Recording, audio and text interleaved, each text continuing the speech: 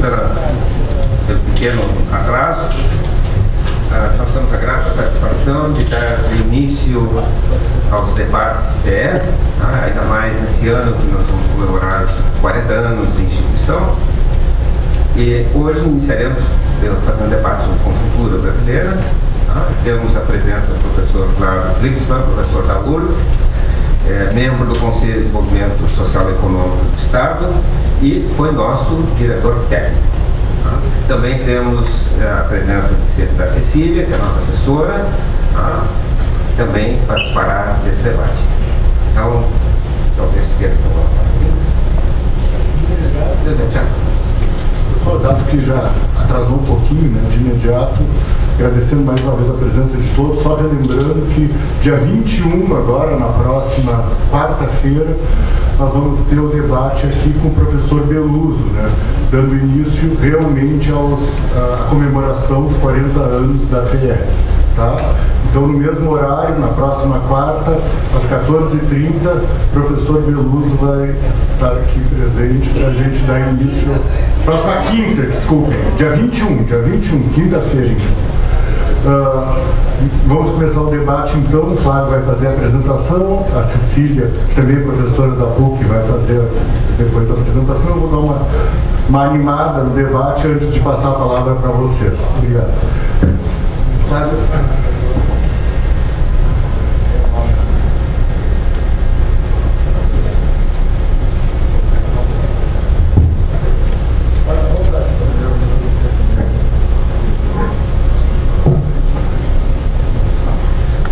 Boa tarde a todos, então.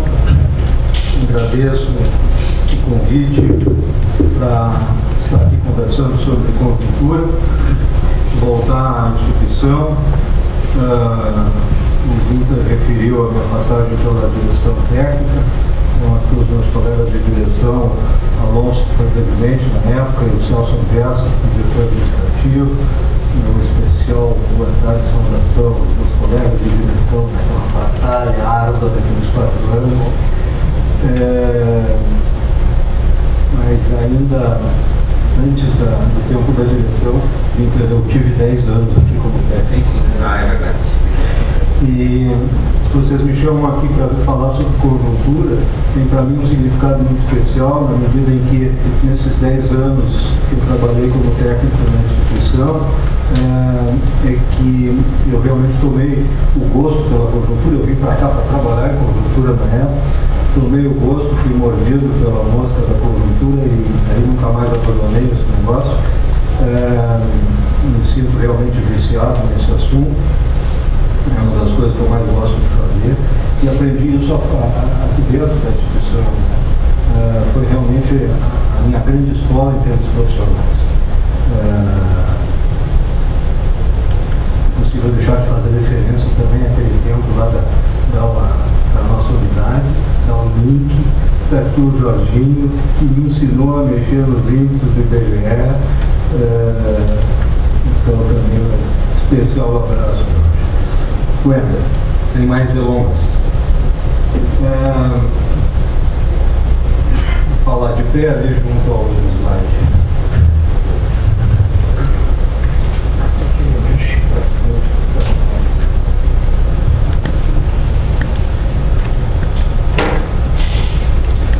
Me deram um tempo aqui de aproximadamente 40 minutos. Eu tenho muito material aqui.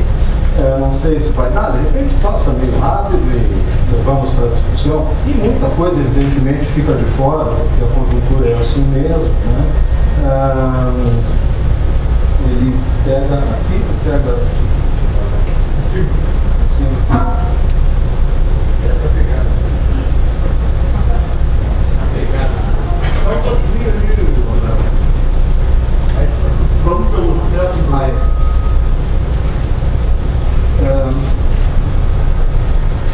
Não sei se dispersa o microfone, me ouvem lá no fundo? Não?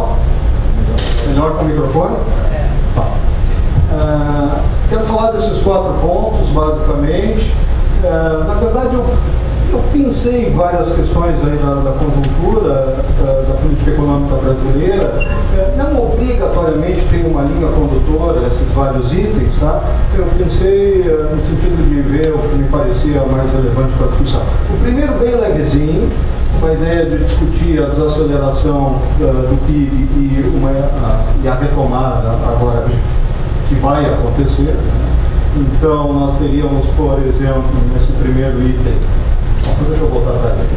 Depois a ideia da discussão do modelo, né? Se tem esgotamento do modelo de crescimento baseado em consumo, ou se temos uma ideia de arrefecimento apenas.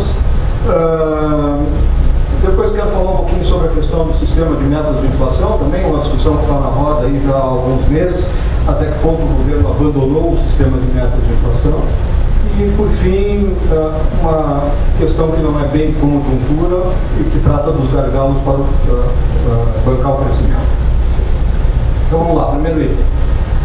Só lembrando aqui, nós temos... E onde é que eu tenho...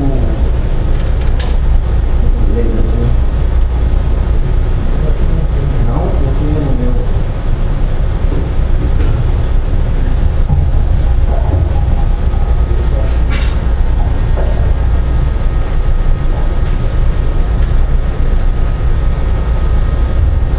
Esse aqui que fica mais fácil. A gente tem uma ideia clara aqui de crise em W, né? Uma coisa que se discutiu no passado recente, se a crise era em V, se era em W, principalmente para as economias maduras, principalmente para os Estados Unidos e Europa, mas a gente está vivendo sim uma ideia de W aqui. Na medida em que a gente vinha num ritmo muito forte antes de estourar lá no final de 2008 a crise internacional, a gente vinha crescendo, isso aqui é o terceiro trimestre de 2008, no acumulado em 4 trimestres, a gente vinha crescendo 6,6%. Aí, quando estourou a crise, já nos pegou no último trimestre de 2008, esse aqui, ó, e a gente fechou o ano de 2008, portanto, já sentindo essa queda, já sentindo a crise e passando então para um fechamento de 5,2. Aí é que o Lula falava em marolinha, né? A crise, o tsunami internacional vai ser apenas uma marolinha no Brasil, etc. A marolinha, na verdade, não foi marolinha e a gente fechou o ano de 2009 com 0,3 negativo. Praticamente zero, mas tem um sinal negativo aqui na frente, é simbólico, né? No sentido de fazer uma recessão muito suave. Depois, retomada do crescimento em 2010, foi uma retomada muito forte, eu diria. Nós fechamos 2010 com 7,5%. Tá? Claro, um pouco desse 7,5% tem a ver com esse 0,3% negativo aqui, quer dizer, uma base muito frágil que proporcionou um crescimento mais acelerado em 2010. Contudo, eu diria que muito da explicação dessa queda aqui, ó, do 2011 e 2012, tem a ver com esse 7,5%, 7,6%, 7,5% aqui, que era o segundo semestre de 2010. Tá? Aqui a gente teve um entusiasmo que foi absolutamente fora da conta, fora do ritmo, fora de qualquer razoabilidade. Não tinha sentido. Isso aqui teve muito a ver com incentivos do governo em relação a... Vamos lembrar que 2010 é o ano eleitoral. Então, incentivos do governo para recuperando o 2009 negativo, né? Esse 0,3 negativo aqui, fazer um bom clima para a eleição e, portanto, eleger a candidata Dilma, a candidata do Lula. Uma série de incentivos tanto ao consumo quanto ao investimento e todo o entusiasmo aí da questão eleitoral. Bom, isso aqui, portanto, para o meu gosto é artificial. Depois vou tentar demonstrar um pouco mais dessa ideia de artificialidade através da variável de investimentos também. A partir daí, obviamente não teria como sustentar essa coisa, e a gente está fazendo essa queda contínua durante os anos de 2011 e 2012, fechando 2012 aqui no ponto mais baixo, que é o 0,9. Tá? Fechamento do ano de 2012. Eu vou ver.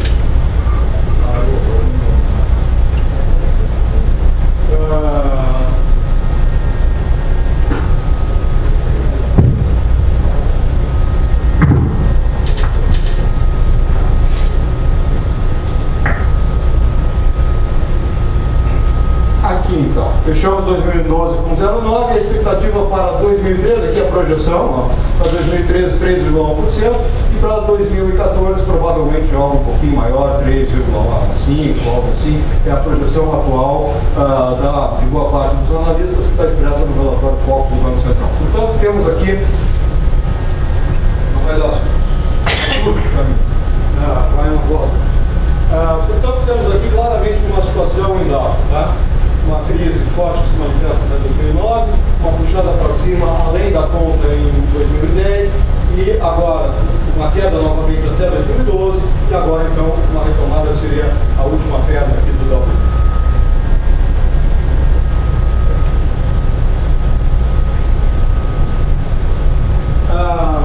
Marquei aqui só para a gente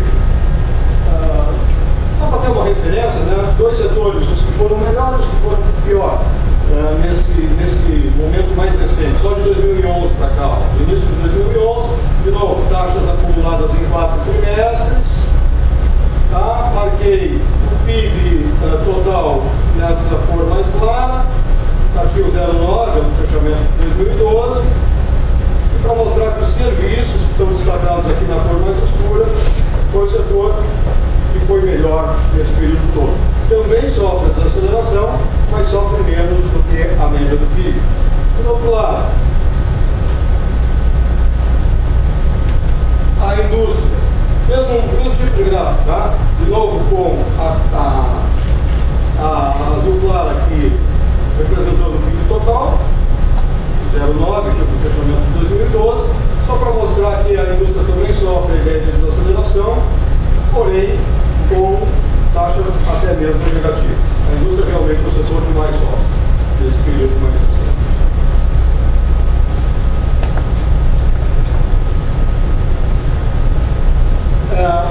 Aqui eu estou referindo só o impacto da crise na indústria, depois vamos olhar no comércio. O impacto da crise na indústria é muito forte e até hoje não tem recuperação. Esse ponto aqui é o ponto de pico dessa série de produção da indústria brasileira, produção física da indústria brasileira. Estamos falando aqui de setembro de 2008, quando se manifesta a crise. Vocês veem que a queda em apenas 3 meses é absurda, de um nível mais ou menos 130 para 105 em termos do índice. A recuperação é uma queda muito grande e muito rápida. A recuperação é bastante lenta. E quando se pensou que isso aqui ia fazer esse movimento aqui para cima, não. O que a gente tem é uma oscilação até com um espaço de queda aqui. Agora, nos últimos meses, uma suave recuperação. O dado de janeiro parece que está carregado, que não vai se manter. Boa parte dos analistas que trabalham com isso aqui no detalhe já disse que em fevereiro a gente vai ter uma volta para baixo. Esse ponto aqui para o janeiro, que é o último dado disponível, nós estamos com 5,3% de crescimento. Provavelmente não vamos manter isso aqui, deve ser algo mais ou menos desse tipo. Portanto, ainda abaixo do pico de setembro de 2008 e ainda abaixo desse momento de recuperação aqui que foi em março de 2010. A indústria, portanto, claramente sofre muito o efeito da crise e até hoje não se recupera. Diferentemente do comércio, vendas do comércio varejista brasileiro, ampliado aqui, ampliado quer dizer, inclui construção civil e material de construção e automóveis. Olha só o que é a crise para o comércio. São apenas 2 meses de uma queda curta, do nível 84, 83 para aproximadamente 73, e uma recuperação muito firme, com alguns percalços, mas muito firme de lá para cá. Então tem uma baita diferença entre o desempenho do comércio na indústria desse período. Era só isso que eu queria falar bem rapidamente sobre uma noção bem grosso assim, da crise. Agora aqui, sim, falando um pouquinho mais sobre essa questão do esgotamento versus o arrefecimento do modelo de crescimento baseado especialmente em crédito, consumo, distribuição de renda. Eu trouxe um gráfico do crédito, evolução do crédito no Brasil. A curva azul é operações de crédito dos setores público e privado em percentual do PIB. A gente sai de um nível, isso está medido aqui na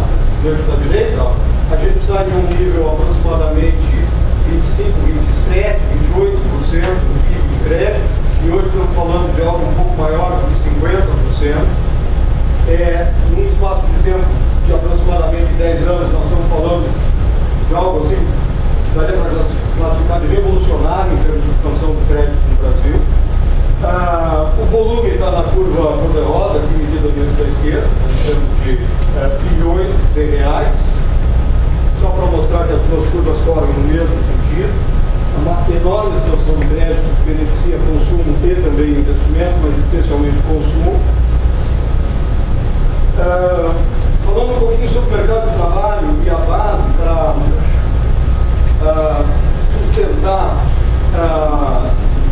as compras do comércio, né? Eu selecionei, essa série aqui eu tenho ela mais longa, tá? Mas deve ficar mais difícil a apresentação. Eu selecionei aqui com base em lá no início de 2008, que a gente tem a população ocupada crescendo suavemente, firme, mas suavemente, nessa curva azul, ao longo de todo o período. A expectativa aqui não é de muito mais crescimento, todo mundo sabe disso, em função de que a taxa de desemprego já está bastante baixa, mas ainda tem crescimento, acho que dá para apostar ainda no crescimento dessa curva. Depois nós temos nessa cor-de-rosa aqui a curva do rendimento médio real. A gente sai de 1,100 e estamos aqui em algo mais ou menos como 115, em termos reais de avanço do rendimento médio. Depois o produto das duas, que é a massa. E aí sim, a curva é bastante forte, né? Você vê que ela tem um movimento muito mais grudado de rendimento médio do que na curva de ocupação. A massa se justifica muito mais pelo rendimento e na verdade, ela, multiplicadas, somadas essas duas aqui, a gente chega numa expansão do rendimento do início de 2008, início do gráfico, para o dado mais atual, que é janeiro, agora de 2013, a gente chega a uma expansão de aproximadamente 30% de massa de rendimentos. É uma bela expansão, é uma baita expansão, que associada com a expansão do crédito, nos deu esse pico forte, principalmente em termos do comércio.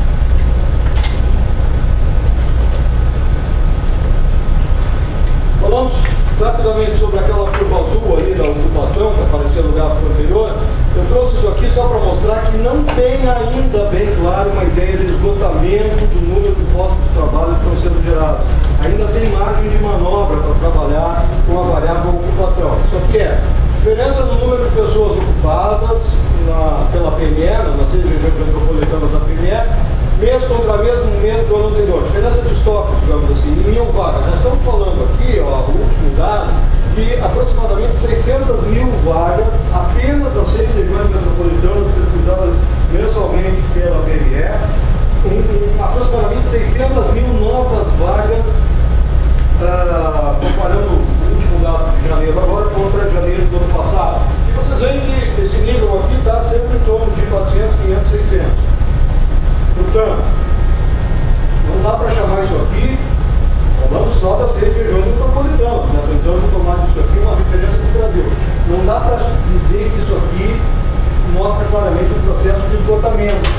Eu diria, redução, arrefecimento, já foi bem maior lá naquele período entusiasmado de 2010, é verdade, já foi bem maior. Mas dizer que aqui ainda não tem margem de manobra, eu acho um pouco precipitado. Ou seja, o gráfico anterior, vou voltar a ele, aqui ó, da ocupação, quero dizer, nós estamos com taxa de desemprego muito baixa, é verdade, mas me parece que ainda tem margem para essa curva aqui se elevar. Combinado com a elevação dessa aqui que não tem por que diminuir, eu estou acreditando que ainda tem expansão de massa para os próximos tempos. Bom, quanto é próximos tempos? Evidentemente, fizer manutenção um esquema de crescimento apenas em consumo, esses próximos tempos não são muito largos. Mas não tenho uma visão pessimista em relação a isso aqui. Talvez mais um ano ou dois dê para garantir alguma coisa. 2013 e 2014 prometem manutenção da criação de vagas, portanto, ainda que abaixo do nível anterior. Esse aqui é um problema, criam-se muitas vagas de baixa qualidade, baixa escolaridade, baixos salários, principalmente no setor de serviços. É aqui que está o grosso da criação de vagas. E efetivamente parece que se verificou isso aqui, né? Foi um debate mais forte no ano passado, mas acho que dá para acreditar parcialmente nessa verdade aqui. Em 2012 as empresas seguraram as dispensas esperando a retomada. A retomada que está vindo agora para 2013 e 2014, retomada suave. Sobre rendimento real, elevação do rendimento real. Marquei aqui também, está super conhecido, só para referir. A continuidade da política de valorização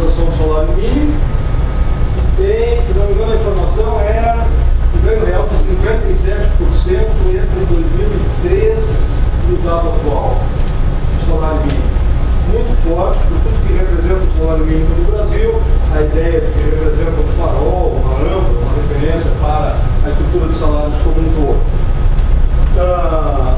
E evidentemente que a pressão no mercado de trabalho, com o desemprego baixo, ajuda a fazer elevação do rendimento médio. Quero dizer, portanto, acho que ainda tem margem para aumento da ocupação e acho que ainda tem margem para, obviamente, aumento de rendimento médio. Portanto, não estou acreditando que a nossa curva lá de massa de rendimentos vai simplesmente parar de crescer e que, portanto, os incentivos ao comércio vão parar de aparecer. Não acredito nisso num prazo relativamente curto, de 1, 2 anos. Os movimentos de valorização de empresas de varejo nas bolsas de valores também dizem a mesma coisa. Ainda há muita gente acreditando em empresas do varejo, portanto acreditando em expansão de comércio, seja por expansão de massa de rendimentos, seja por expansão de crédito. Agora, para a gente colocar um probleminha nessa história aqui, eu gosto muito desse gráfico, estou trabalhando com ele há bastante tempo, e à medida que eu fui trabalhando com ele no tempo, desde lá, de 2009, sei lá, foi abrindo essa diferença aqui. A diferença vertical entre as duas curvas, que são crédito a pessoas físicas, na curva azul, em termos nominais, saindo do início de 2008 para cá, do índice 100, nós estamos em 217, mais dobrando, portanto, o crédito para pessoas físicas em termos nominais, e peguei também massa de rendimento nominal agora. Também saindo de 100, estamos em 173. Essa diferença foi abrindo com o tempo e, obviamente, ela não pode abrir muito mais por muito tempo. Então, tudo bem que eu estou acreditando em aumento de massa de rendimentos, o mercado de trabalho ainda relativamente pujante, aumento do crédito, mas lá pelas tantas não vai mais ter como sustentar essa diferença. Então aqui sim tem um sinal de alerta óbvio, né, para o futuro.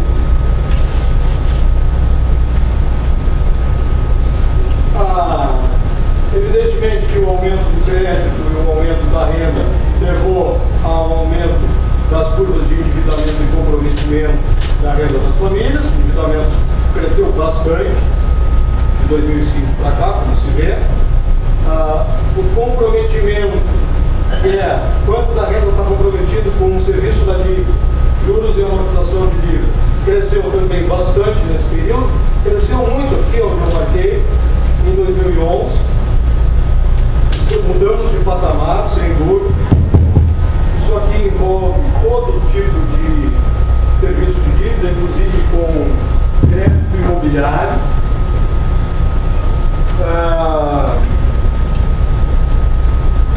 Mas acho que não dá para se assustar muito.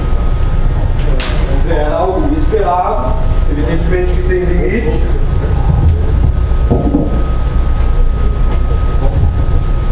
Evidentemente que tem limite para isso, mas acho que não dá para se assustar muito. Tem até uma observação interessante, não sei se está logo a seguir, a respeito da questão do comprometimento da renda. Bom, é claro que muita gente se perdeu, se entusiasmou demais em 2010, isso aqui tem muito a ver com automóveis, não só, mas muito a ver com automóveis. As pessoas se entusiasmaram demais naquele período de 2010, a força que o Lula fez para fazer um 2010 pujante para entrar bem na eleição. Naquele momento o nível de inadimplência estava caindo, contudo, muita gente fez compromissos além da conta ali e o nível de inadimplência subiu bastante. De lá para cá, estamos num nível relativamente alto, quase chegando lá nos 8%. Também é um outro dado para prestar atenção, para tomar cuidado com ele. Mas também não estou muito assustado com isso, porque isso aqui, ó, observação que vem lá do boletim de conjuntura do IPEA ainda de agosto do ano passado, mas é um dado bastante interessante. O saldo das parcelas da reserva no curto prazo representa 43% das dívidas de pessoas físicas do sistema financeiro. Curto prazo, até um ano. for acrescentar os valores também mais até 3 anos, a gente chega a 73%. Ou seja, o elevado grau de comprometimento da renda das famílias é elevado. Da mesma forma que cresceu rapidamente, também pode cair em pouco tempo na medida em que se resolver esse percentual aqui num prazo de tempo curto. Por isso que eu não estou muito assustado com as questões de inadimplência e endividamento e comprometimento. Aqui uma brincadeira, né? Eu por isso aqui no debate, e infelizmente perdi o autor, tá? Mas fiquei com a frase, porque os economistas vivem num país e a população vive em outro. Realmente, a população está muito mais entusiasmada do que a grande maioria dos analistas econômicos. Isso aparece, né? Não é uma questão de sem eu achar. Isso aparece, por exemplo, nesse trabalho, que infelizmente foi descontinuado, era o índice de expectativa das famílias do IPEA, durou pouco tempo. Recebi essa semana a mensagem lá da ouvidoria do IPEA dizendo que efetivamente esse trabalho foi descontinuado. Então a gente estava lá no meio do ano passado. No meio do ano passado, a informação que se tinha a respeito de expectativa das famílias era toda muito favorável. A curva vermelha é situação financeira para o próximo ano será melhor. Aproximadamente 85% das famílias respondiam que sim. Essa mais clarinha, segurança do emprego do chefe da família. 80% das famílias diziam que tinham segurança em relação à manutenção do emprego do chefe da família. E essa azul mais forte um pouquinho, expectativa da situação econômica do país nos próximos 12 meses. Mais da metade das famílias tinham uma expectativa positiva. Bom, esse dado está um pouco defasado, em função da pesquisa ter sido descontinuada. Mas aí peguei um dado mais recente, uma pesquisa semelhante, de expectativa do consumidor brasileiro, fonte CNI, índice geral, no azul mais forte. Vocês veem que não tem piora aqui, ó, desde o início de 2012, pelo contrário. A expectativa de renda, também em vermelho, não tem piora. Intenção de compras e bem de valor elevado, não tem piora. Ou seja, o consumidor brasileiro não vê uma situação nem atual, nem futura, imediata, ruim. O que leva ele a manter planos de expansão da casa própria, fazer financiamento para a casa própria, fazer financiamento para bem de consumo, etc. Acho que isso aqui ajuda a justificar a ideia de expansão do consumo. E, portanto, de uma manutenção, talvez não, com certeza, não tão forte, de um padrão de crescimento baseado em consumo, ainda que não por muitos anos, é óbvio. Em outras palavras, quero dizer de uma forma mais simples, tinha muita gordura para queimar, no sentido de expansão do consumo, e fazer disso um instrumento de expansão da economia, tanto pela expansão do crédito como pelo lado do mercado de trabalho. É claro que a gente já queimou a gordura maior, ou seja, já aproveitou os impulsos mais fortes, mas isso não significa que o modelo está esgotado. Eu diria que ele está, daqui para frente, trabalhando numa margem não tão frouxa como vinha no passado recente.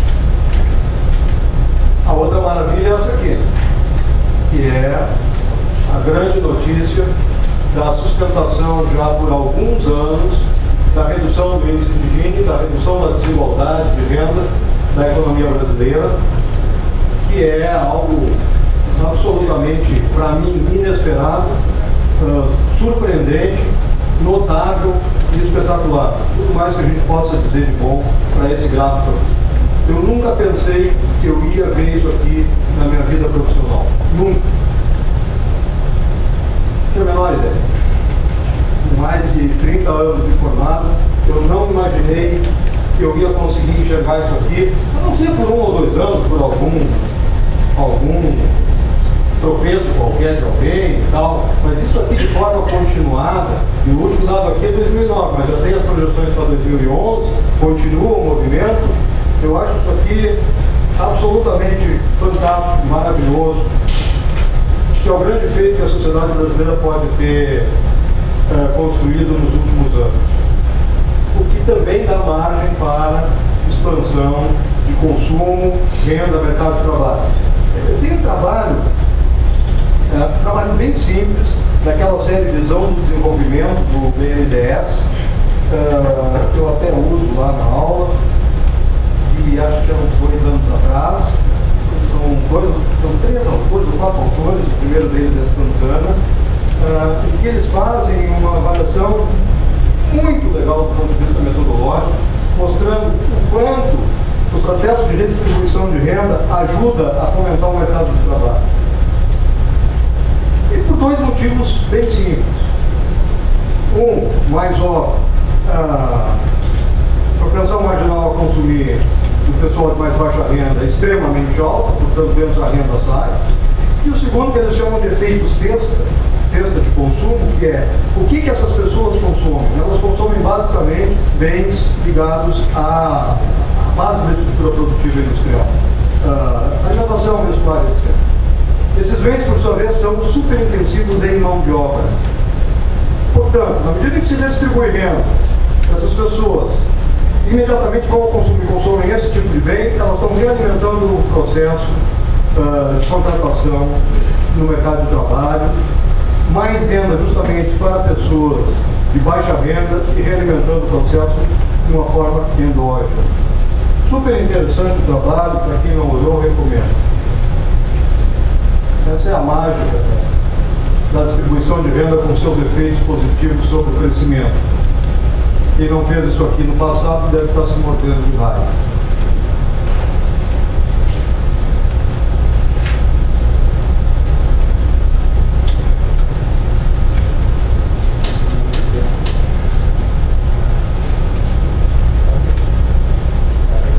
Um pouquinho mais. Tá, pouco meia hora. Acho que dá para acreditar nisso aqui, ó, que os incentivos da política econômica garantem um crescimento leve em 2013 e 2014, leve, né? Na faixa dos 3 e pouco por cento. Há incentivos conjunturais, como se sabe, e há incentivos estruturais relacionados ao aumento dos investimentos. Aqui está o grande problema, né? Aqui está o calcanhar aqui. A questão de conseguir aumentar a taxa de investimento. Quais são os incentivos estruturais? Redução da taxa de juros, desoneração de folha de pagamentos, desoneração tributária, inclusive energia, são coisas que vieram para ficar. Não acredito que a gente volte atrás em relação a isso, né?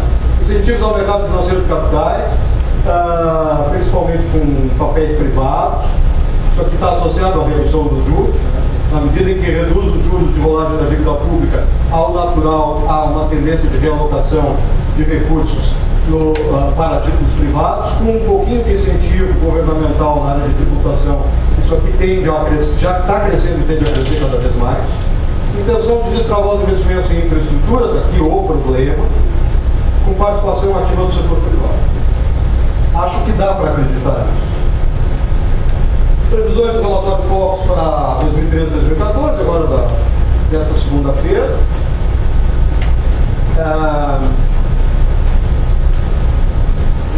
Data do dia 8, divulgado no dia 11, segunda-feira. Tá? Crescimento leve, como eu chamei, e inflação ainda alta. E tá o outro problema importante para discutir na conjuntura, a questão da inflação. Não estou acreditando que a gente consiga, num prazo de tempo razoável, enfim, num horizonte de tempo que dê para pensar a conjuntura, nem então uma conjuntura um pouquinho mais para frente da economia brasileira, baixar muito desse patamar aí. Talvez nem chegar nos 4,5 que tem sido o centro da meta nos últimos anos. Aí um pouquinho mais para frente eu estou falando em rediscutir a questão da meta. O terceiro ponto que eu queria discutir, se o governo abandonou o sistema de metas de inflação. Essa discussão nasceu lá no meio do ano passado, aproximadamente, na medida em que o mercado financeiro identificava maior leniência com a inflação e com o superávit primário em prol de outras metas, como o crescimento de juros de câmbio, do novo governo, ali naquele momento com 1 ano e meio, maior interação entre o Banco Central e o Ministério da Fazenda em relação ao governo anterior, que tinha um conflito mais aberto, agora não, e aí o mercado financeiro acha isso ruim, evidentemente.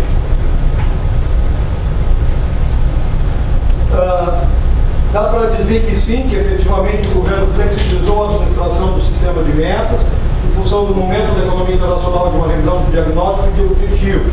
Ficou muito clara a revisão de diagnóstico do Banco Central e do Copom, principalmente aqui ó, na ata de janeiro de 2013, quando eles, mais claro impossível, identificam que, para tratar da inflação, há que se observar questões de demanda, mas há também que se observar questões do lado da oferta. Isso aqui, bom, que para alguns era absolutamente claro há bastante tempo atrás, está agora explicitado na ata do Copom. E ainda tem os probleminhas da nossa herança toda de indexação, apesar dos praticamente 19 anos de plano real, ainda bem fortes. Portanto, eu diria, nós temos sim, atrás de uma inflação persistente, todo mundo admite que está difícil de derrubar, de aproximadamente 5,5%, 6%, nós temos essas três ordens de problemas para resolver. Tá? Tem que mexer aqui ainda em todo o arcabouço institucional que está vinculado à indexação, seja nos contratos, seja no mercado financeiro. Tem que mexer muito do lado da oferta, principalmente da infraestrutura. E as pressões de demanda, muito bem, elas existem. Agora, a taxa de juros do sistema de metas, ele bate exclusivamente nesse item aqui, não bate nos outros dois. Então, uma deficiência do nosso sistema, ou melhor, todo o sistema de metas de inflação em geral. Agora, nós estamos trabalhando com uma Selic menor, certo? Isso libera recursos da conta de juros da dívida pública, que fica menos pesado. É possível gerar um superávit primário menor para investir mais, mesmo mantendo o objetivo aqui, que é a redução da relação dívida-PIB. Ou seja, a redução da taxa de juros básica é uma excelente notícia para a economia brasileira. Isso pode nos levar a pode abrir, nós temos duas discussões interessantes. Uma, rediscutir a meta de superávit primário, não esquecendo o objetivo central, que é reduzir a relação dívida-PIB, tem margem de manobra para reduzir o superávit primário. Para quê? Para bancar investimento, evidentemente. Que é o problema. E outra rediscussão que acho que dá para fazer é rediscutir o sistema de metas de inflação. Qual o índice seguir, se é mesmo IPCA ou não. Isso aqui acho que é muito importante, que é a questão de usar núcleos. Essa discussão está esquecida. Usar núcleos e não índices cheios. A ideia de usar a meta no ano calendário versus 12 meses. Nós usamos no ano calendário, quando a gente chega no fim do ano começa a se assustar. Com todos esses considerandos aqui. A indexação, inflação estrutural na área de serviços, que vai permanecer, já existe, vai permanecer. A inflação de serviços do ano passado, a inflação geral foi 5,8% de IPCA. A inflação de serviços foi 9%. E nós vamos continuar a ter pressões na área de serviços. Até porque o mercado de trabalho está pujante, está botando massa para dentro e botando gente para dentro como consumidores de serviços, que vem lá do Gini melhor também. Bom, que bom, né? Mas isso também traz problemas. Associado ao gargalo de mão de obra, calendário eleitoral. Agora aqui, ó, a alteração da poupança deu para fazer, né? Era um tema tabu, deu para fazer. O que a gente não pode rediscutir, então, esse outro tema tabu aqui, que é o sistema de meta? Tá, alguém vai dizer, mas a poupança foi no ano passado, agora o debate eleitoral já está mais próximo. Mexer no sistema de metas é limitado. Acho que sim. Mas acho que é um tema que a gente tem que enfrentar, não sei se vai ser agora. Talvez o aquecimento precoce da discussão eleitoral não ajude. A relação dívida-PIB está caindo, portanto nos dá margem de manobra, cai junto com os juros. A expectativa para os próximos 2 anos é de continuidade do movimento de queda. Ótima notícia para quem já teve essa barra aqui lá nos anos passados a 60%.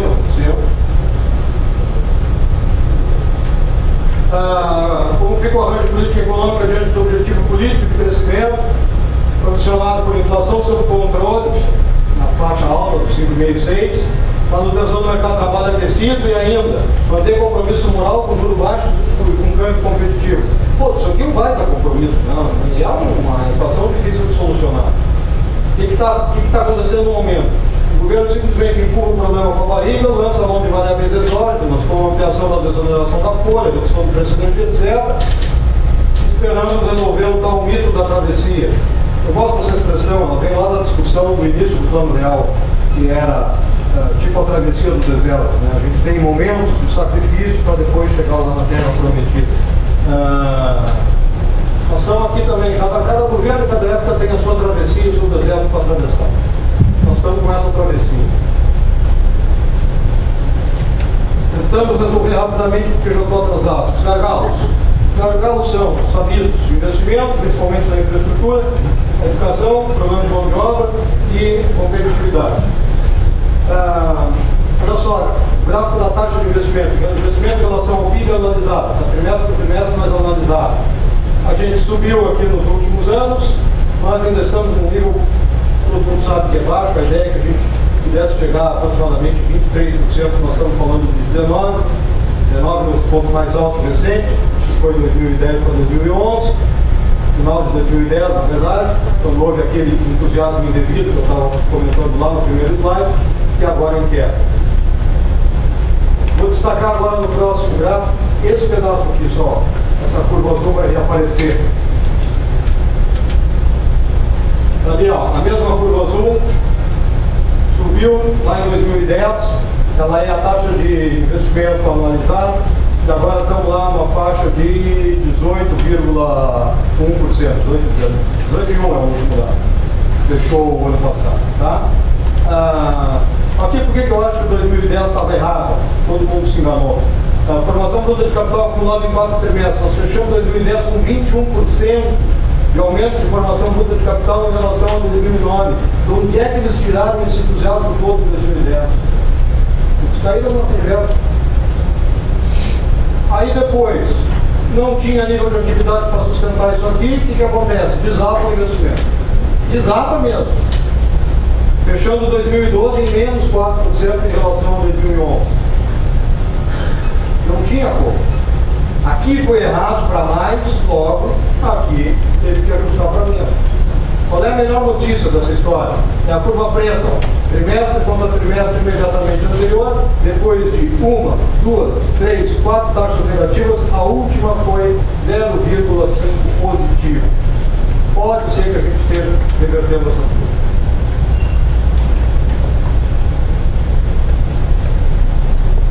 Há um problema bem nítido de deslocamento das curvas, descolamento melhor, das curvas de utilização da capacidade da indústria e gargalos de infraestrutura. A utilização de capacidade da indústria ainda está baixa e os gargalos de infraestrutura estão para lá de evidentes, especialmente na área de transporte. O investimento deve se dar principalmente, portanto, em infraestrutura. Olha aqui o percentual de utilização da indústria. Nós estamos aqui na faixa dos 80% e, na média, 83%. Nada demais. Aqui tem margem de manobra para a produção, portanto, não é daqui que a gente deve esperar o aumento forte dos investimentos. Na indústria, diretamente, tem que ser na infraestrutura. Percentual de utilização para alguns setores que eu selecionei aqui. Total da indústria de transformação, a curva azul é a mesma do slide anterior. Para bens intermediários, essa bem clarinha aqui, ó, abaixo demais para intermediário. A faixa dos 84 e 85, intermediário trabalha sempre lá em cima. Portanto, tem muita margem, não é daqui que vai sair investimento. O material de construção é o que está mais alto porque está atendendo aí, as grandes obras, PAC, Minha Casa Minha Vida. Expectativa dos empresários, tal como dos consumidores, não é ruim, como vocês veem. Valores acima de 50 pontos indicam confiança. Vocês veem que, em geral, a expectativa é positiva. Curioso esse gráfico aqui, que as condições, quando eles respondem sobre condições atuais, eles estão, em geral, abaixo dos 50. Quando eles respondem sobre expectativas na curva azul, eles estão lá em cima. Quer dizer, eles estão errando sempre, né? Estão sempre entusiasmados com o futuro. Ó. Aí quando perguntam para o presente, está ruim, mas o futuro vai ser melhor. E vê que as coisas se mantêm no tempo, olha que curioso. Mas também, se eles acreditam que vai ser melhor, tá bom. Contrapartida do aumento de salários, etc. Aí, custo unitário do trabalho cresceu muito nos últimos anos, afeta a competitividade. Qual é a forma de resolver isso aqui? Aumento de produtividade. Não é muito fácil. Não estou acreditando que essa curva vai se resolver rapidamente. nós vamos ter problemas de competitividade ainda por mais tempo, seja pelo lado do custo, com mão de obra, versus produtividade, seja pelo lado do câmbio, que não acredito que vai ser muito favorável. Estou fechando aqui. Se a década de 2000 foi a consolidação da estabilidade do crescimento com redistribuição de renda, foi, dá para fazer isso. A década de 2010 poderá, sabe lá, ser a da elevação da taxa de investimento via redução dos juros, que a gente já está vendo, e via incentivos fiscais ao mercado de títulos privados, que é o que eu falava antes. Apostas para 2013 e 2014. Manutenção de performance mínima aceitável para a reeleição do PT, claro que o esforço do governo é todo nesse sentido, para dar tempo de continuar a travessia de médio prazo. A gente vai ter um PIB morno desse tipo aqui, dá para acreditar nisso, uma Selic provavelmente um pouco superior a 7,25, não tem como sustentar algo no sentido de redução da Selic, uma inflação perto de 6%, não estou acreditando que a gente consiga mexer muito nisso aqui, um superávit primário pode ser rediscutido e reduzido, um câmbio perto de 2, e aqui tem uma novidade, a gente nos últimos anos está fazendo transações correntes, sempre, dessas transações correntes sempre sendo financiado completamente por investimentos diretos estrangeiros. Essa coisa vai reverter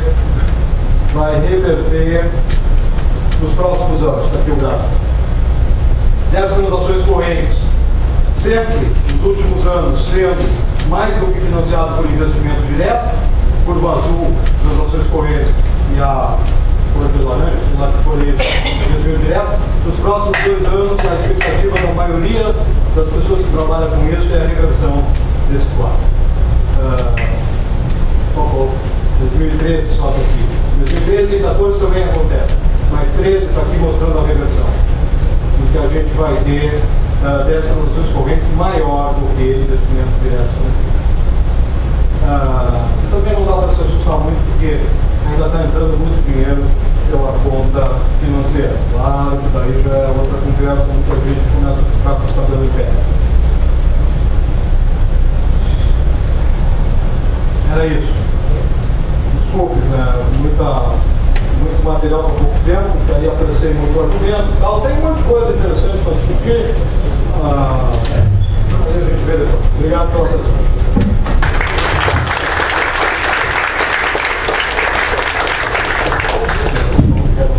Com a palavra, então, Cecília. Bom, eu espero ser um pouco mais rápido. Até porque, por conhecer o Flávio, eu já imaginava que ele traria um monte de dados, então eu já fui mais econômica.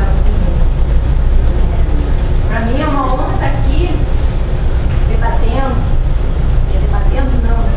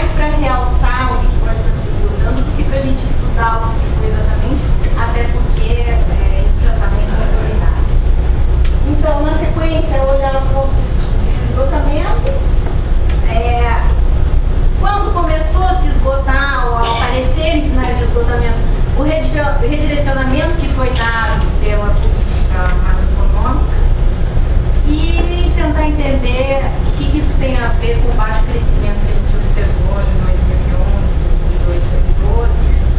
Eu não tenho achado tão baixo assim, a gente vai ver